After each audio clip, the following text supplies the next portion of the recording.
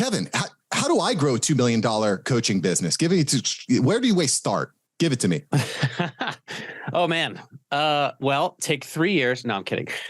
Where do you start? I mean, where are you now? Or you want to talk about like ads specifically, or just like launching a coaching business? Like, where do you want to go with it? Well, let's assume that I already have some ideas together. I know what I want to teach. I've taught people before. I've got some curriculum. I know what I'm awesome at.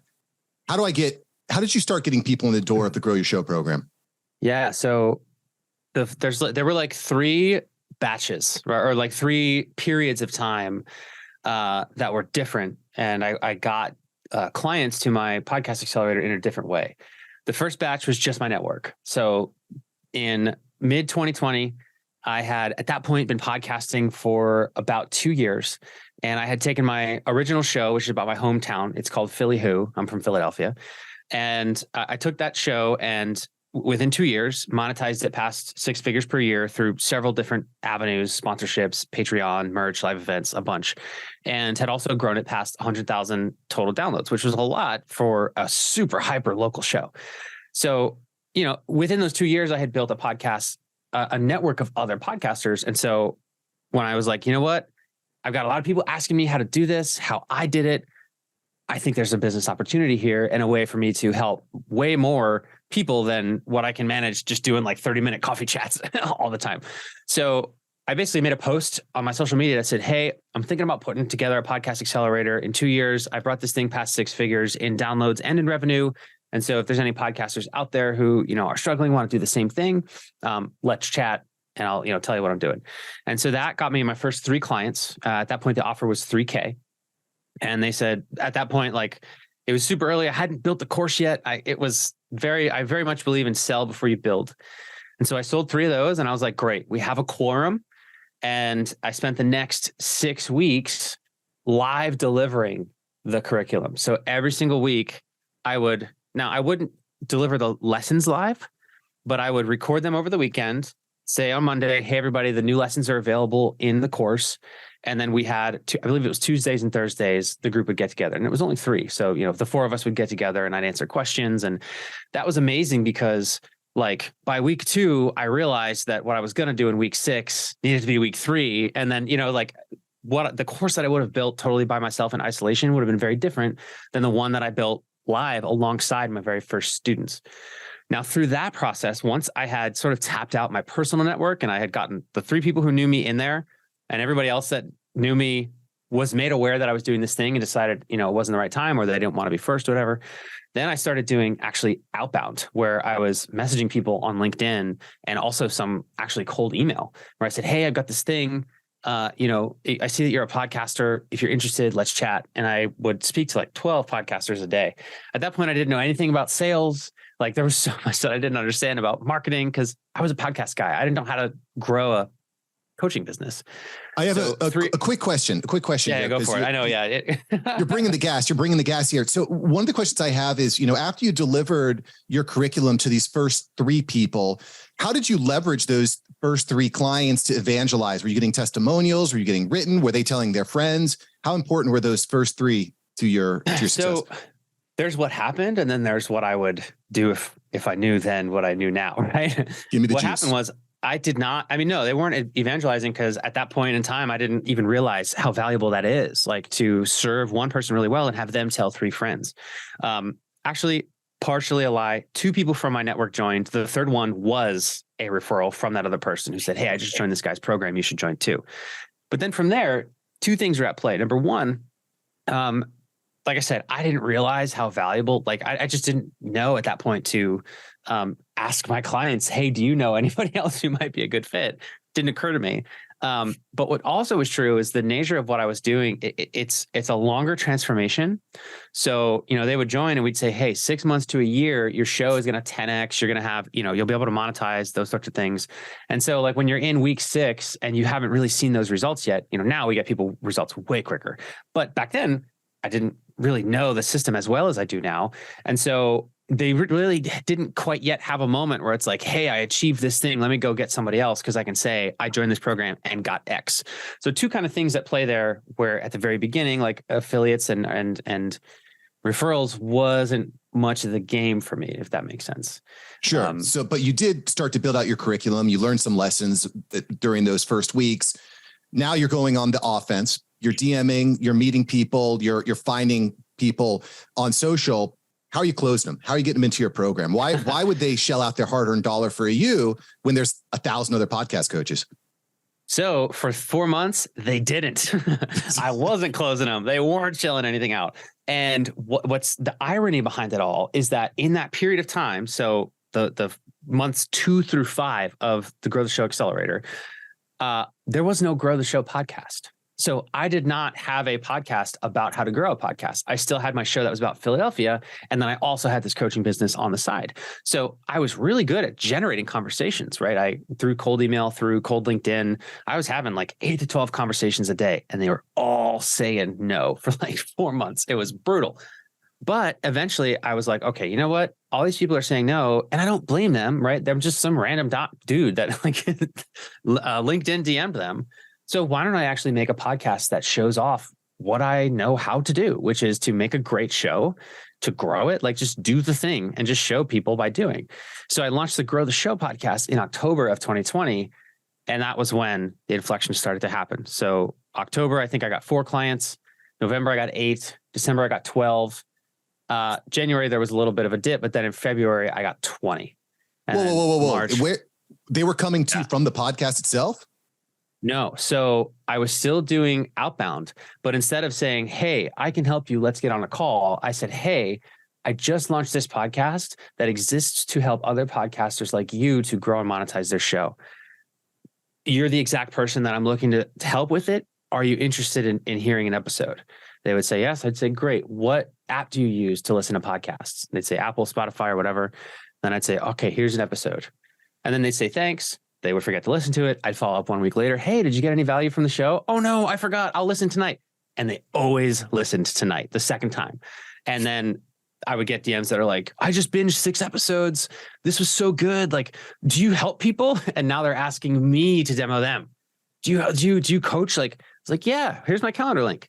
And then those people would close because the podcast was then showing them, like, it was a lead nurturing thing. I was, instead of going from finding out about me, total stranger, hey, will you join my program, to finding out about me, consuming 6 episodes of my podcast, then I got to work with this guy. And that was when the inflection point happened. And then I got into Facebook ads.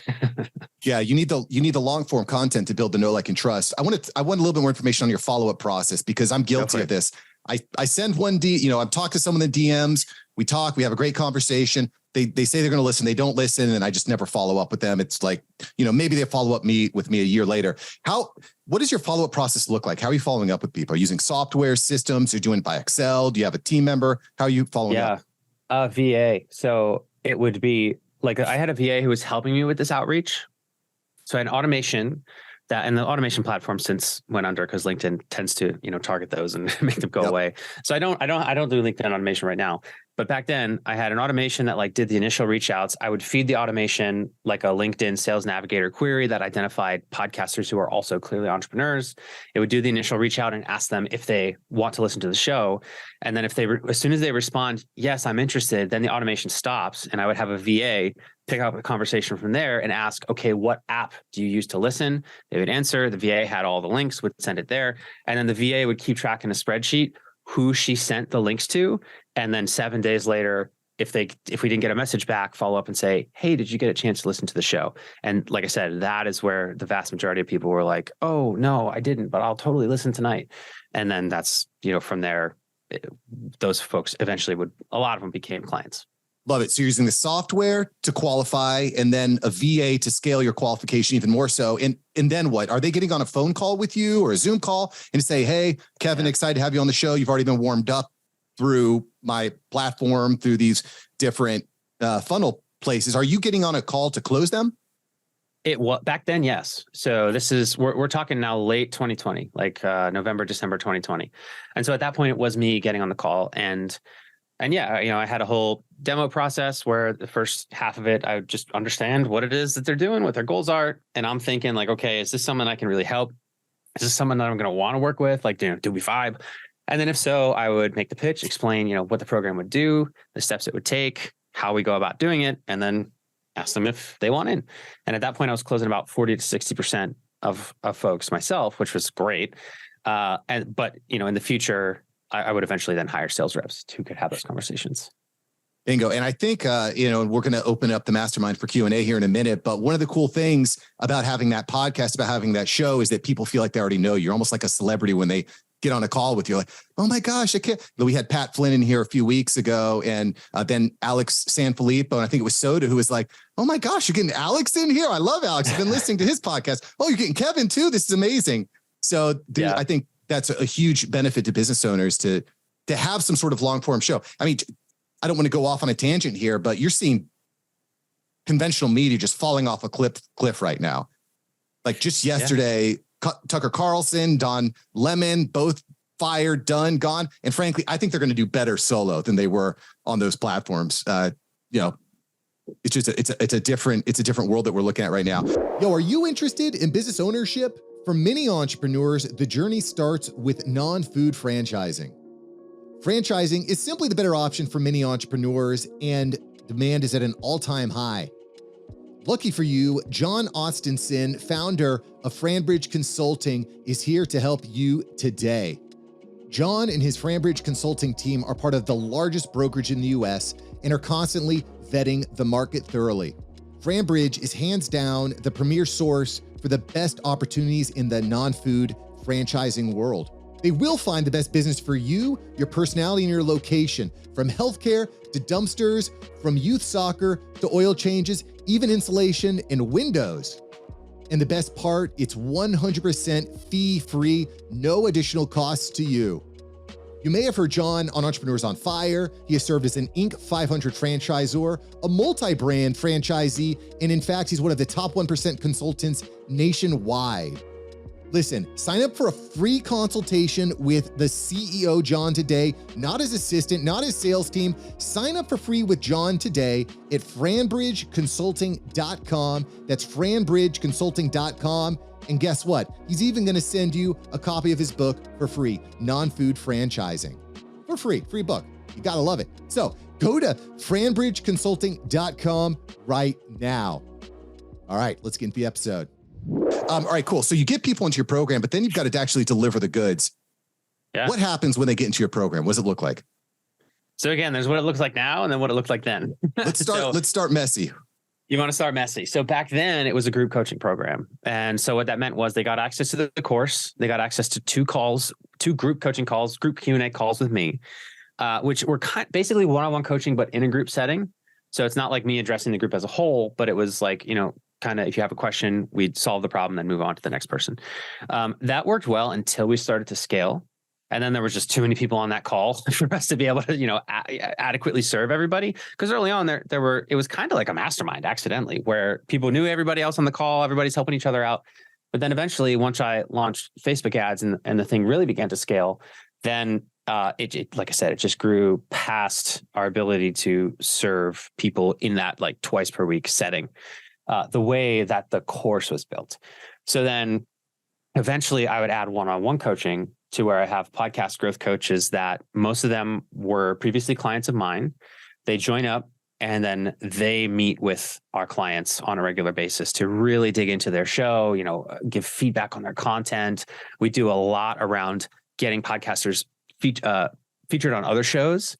Right. So we have a whole process, and that's a lot of the growth that we teach. A lot of our methods for growing involve that. Getting podcasters featured on other podcast feeds is the key.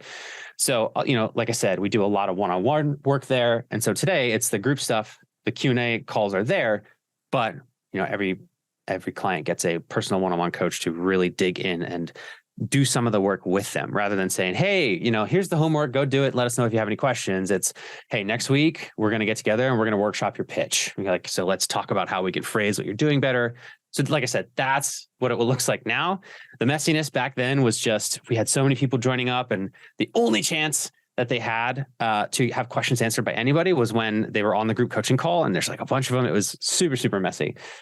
So happy to say that nowadays we're able to provide a much higher touch.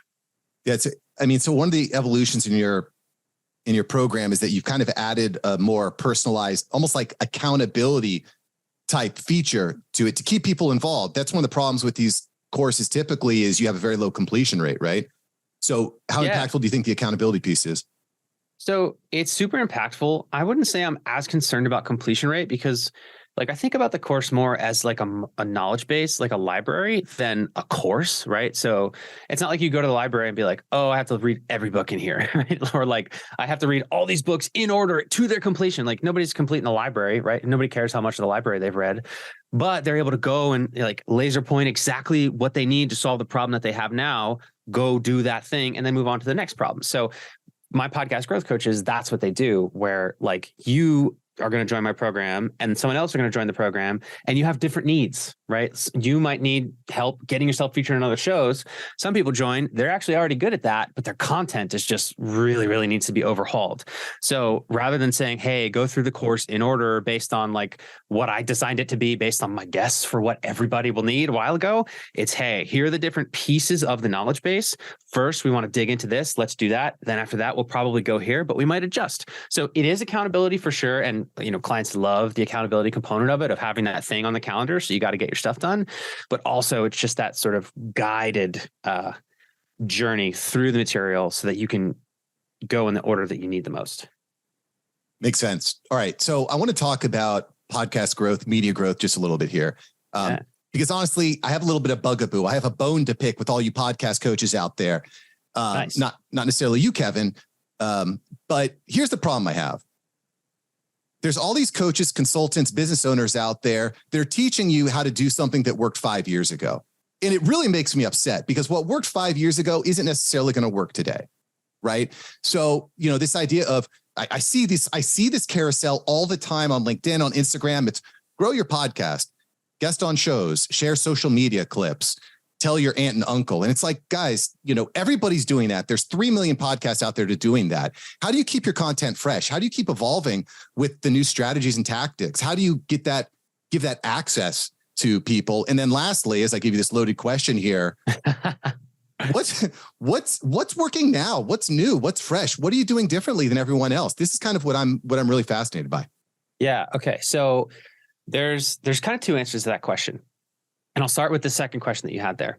So the first principle that I believe to always be true is that if you want to grow your presence in any form of media or on any platform, the most efficient way to do that is going to be within that world. So anytime you catch yourself trying to grow your podcast on social media, which are two different worlds, or trying to grow your social media via email, right? These are different things that are going to require somebody who discovers you in that extra world to have to jump over into the other world to consume your thing there. But also like you're reaching them in a different context in their life. So someone who's scrolling TikTok is not in the mood to go listen to a 2-hour-long conversation about business, right? They consume those things for different purposes and at different points of their life, of their routine. So when it comes to podcast growth, I would venture to say that it will always be the most effective and efficient way to grow a podcast by making it so that podcast listeners discover you while they are already listening or about to listen to another podcast. What that looks like today is guesting is tried and true. First of all, that's the one that as long as people continue to have shows that are interview based like this, I really don't think that one's going to go away. There's different tactics to do it right. Those change a little bit. But that I think is the core one that will always be, a key piece of growing a podcast. The ones that are a little bit newer today and that really, really work well because not as many people are doing them are promo swaps, right? Where I would say, hey, Mark, let me talk. Instead of having you on my show, let me just do an ad read for your show on mine. Hey, you got to check out this podcast by Mark Savant, right? Likewise. So what's great about that is it's way more efficient and way less work than us mutually having to schedule and prepare for an interview and edit. Like there's a ton of work in having a guest on your show. So it allows it to go way faster. And it's also a little bit more scalable because for you to get featured on 30 podcasts, you don't have to do 30 interviews. You just do 30 swap collaborations. Yeah. Likewise, you can pay for ads on another podcast. You can buy ads in podcast apps, but all of it comes down to is if you want your podcast to grow, you should probably look first to growth strategies that are within the podcast world for two reasons. One, because you're going to reach people who are 100% podcast listeners. I've got news. I'm pumped for our repurposed content here, but 50% of the people that reach that content don't listen to podcasts, and they're not going to start, right, based on the content that I put out there. So it's already 50%. Now, it's still a great strategy. It doesn't have to be 100% efficient to be worth it, but it's still like half the people that you reach via that medium, they're not listening to your show no matter how good your content is, because they just don't. So 100% of the people who you reach when you get featured in podcasts are podcast listener. And again, you are also reaching them while they are being a podcast listener, which is they're driving, they're working out, they're cleaning. And it's just so much easier because they're in that context for them to switch and go check out your show compared to when they're on the toilet scrolling TikTok, right? They're not going to go, oh, let me go check out Kevin Chemidlin's podcast. It's just, they might be the perfect listener for my show, but because I reached them while they're mindlessly scrolling and they're looking to be entertained, they're not looking to think about work, it will have been a wasted effort. So super, super, super long-winded way to say, like, within the podcast world, the tactics will certainly change. I agree with you 100%. You got to be on, the bleeding edge of what's working, because once everybody knows about it, it works a little bit less. But where I would push back is I would say, I agree. Social media, it's great to grow your social media presence, to repurpose content, not great to grow your podcast listenership. But within the podcast world, that's the one that I'll ride, forever, because it's saying that you want to grow your Instagram, you should probably do it within Instagram. It's the same thing across all of the different medias. So I know that was a lot. Yeah, go for it. I think I agree with you there. I think one of the things that people, and it depends on your goals as a business owner, as a podcaster. Do I want to get 50,000 downloads a month, or do I want to build my online brand, which is where all the repurposed content? Because I think that the podcast is the best engine for your automobile. It's the best way to drive your entire digital media presence. I want to show of hands from the audience here. Get ready to smash that thumbs up here from everyone there, everyone in the audience. How do you find podcasts? And I'm going to be more specific with my question, since it's kind of like you should know. Do you find podcast by hearing a guest on another podcast? Is that how you're finding podcasts? Smash the thumbs up if you're finding podcasts by hearing the guest on another podcast. Because I'm going to give a thumbs up too, because this is actually probably my number way. Although YouTube is also another powerful way. YouTube thumbnails. I find someone that got a sick thumbnail. They've got good search. So I'm saying 1, 2, 3. Seeing some thumbs up here. So we got, about 40% of the room kind of said, oh, there's another one. So we got some thumbs up there. So I agree on that evergreen concept. Before we open it up to the mastermind questions here, which, by the way, if you're not in this mastermind, I don't know what the heck you're doing. You got to get your ass in here now. But I want to ask another question. I was talking to Patrick Bet-David the other day about this, and we're kind of talking about the future of media production. And historically, it's been my understanding that the riches are in the niches. Go as deep as you can on one topic so people know what to expect in each episode. He kind of made me rethink that. And he said, listen, for you to be dangerous in the podcast world, if you want to be dangerous in the media world, you cannot be a one-trick pony. You need to be able to go deep on as many dimensions as possible. What are your thoughts on that for podcasters? Do I need to stay in my lane, become an expert in my lane, or do you think it's better to start reaching, becoming a master in multiple dimensions? What do you think? So I believe that they're not mutually exclusive. I believe there's a sequence to that.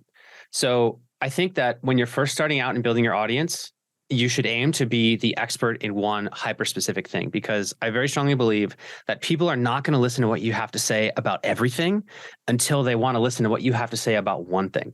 And if you look at a lot of the major creators that we know and love who currently have leeway to talk about whatever they want, and they can go deep on a million things, they too started out with something super specific. Lewis Howes was the grow your LinkedIn guy, right? Pat Flynn was architecture, right? Something unbelievably specific. I think Amy Porterfield was either email or Facebook ads or something, but these folks within their lane became the go-to, which then gave them license and gave everybody else to say, okay, you're really good at this thing. I want to know what you have to say about this other thing. And then you have license to talk about whatever the heck you want. Look at Alex Hormozi. I mean, Alex Hormozi is just, the poster child of blowing up an audience really, really fast.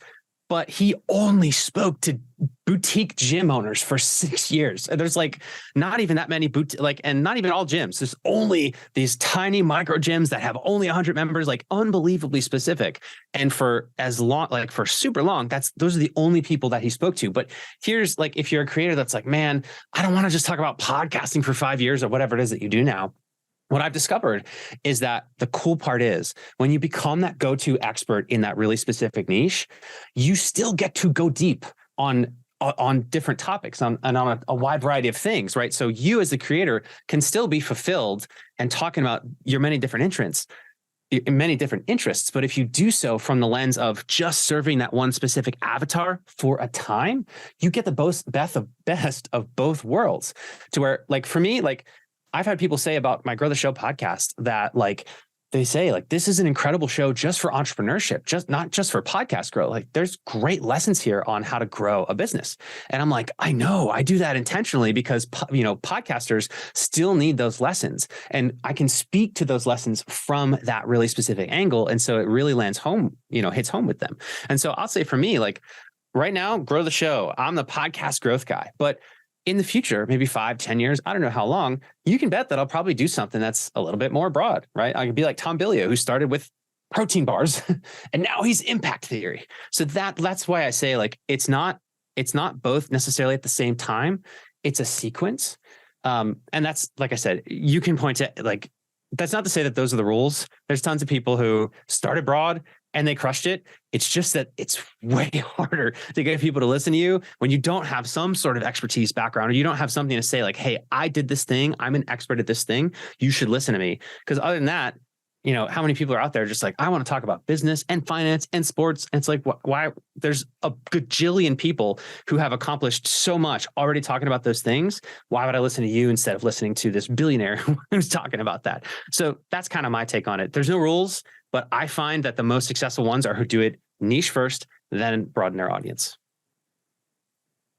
I don't know what you think, though. I don't. It's your interview, but I'd love to know what Mark Smott's take on that. Yeah, I definitely don't disagree. I've kind of grown my brand as being a podcast guy. I know how to launch shows, know systems. Now I've been, my business, my podcast agency has been completely transformed by AI, automation, all the way from finding your guests down to promoting it on social. So I think that, the credibility that I've built in my own personal industry has served as a launch pad, and is allowing me to branch off into the AI, which branches off in all sorts of different techniques. But I think I've thought about this a lot because I think it's too dangerous going too wide, and it's also dangerous going so niche.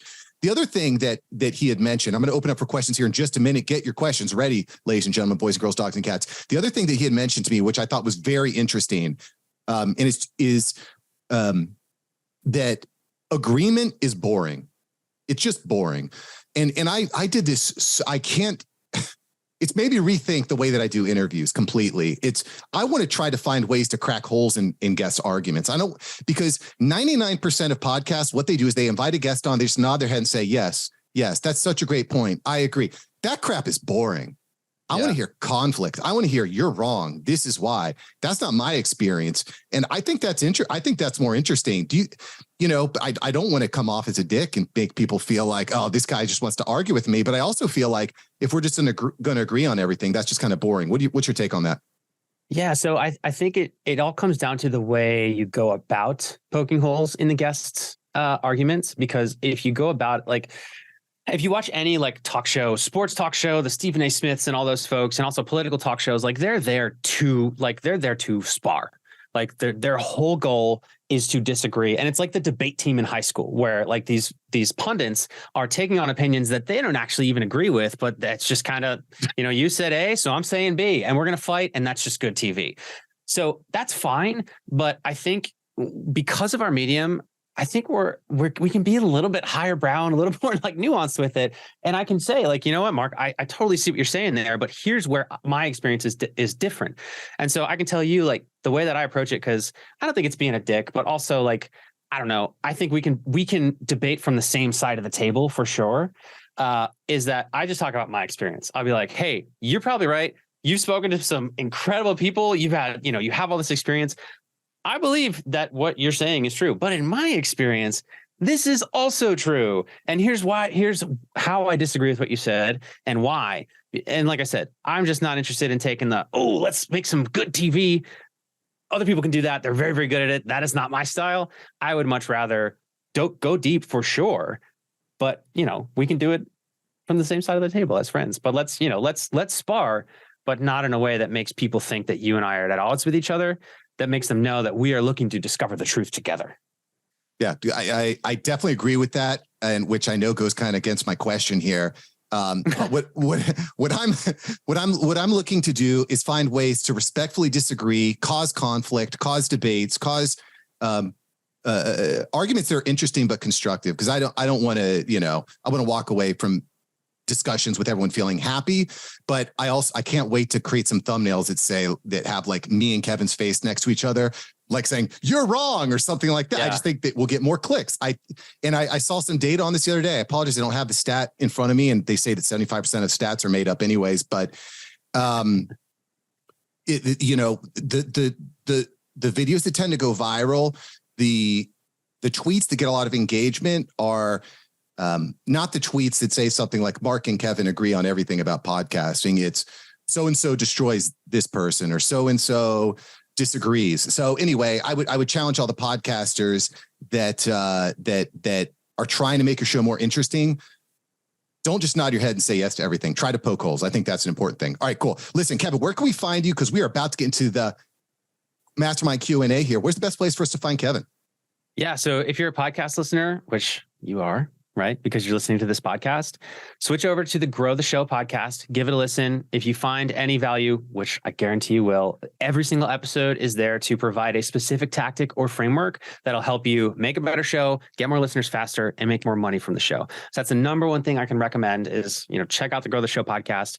And of course, if you want to connect with me, I'm on Twitter and Instagram the most. And so Mark, I'll send you the link so people can just click on the links in the show notes to link up with me there. I'd love to hear from you. Killer. Going to make it super easy. Click the link below right now. Like I said, so a lot of people that I know listen to the Grow Your Show podcast, yourself included. I do listen to it when I have a hot minute because you know what I want to do? I want to grow the damn show. All right, cool. Listen, you're going to have to wait another day for the mastermind session, or you can just join the mastermind and you can get them fresh and live. All right, cool. Kevin, thanks for joining the show today, bro. My pleasure. It's an honor. Thanks, Mark.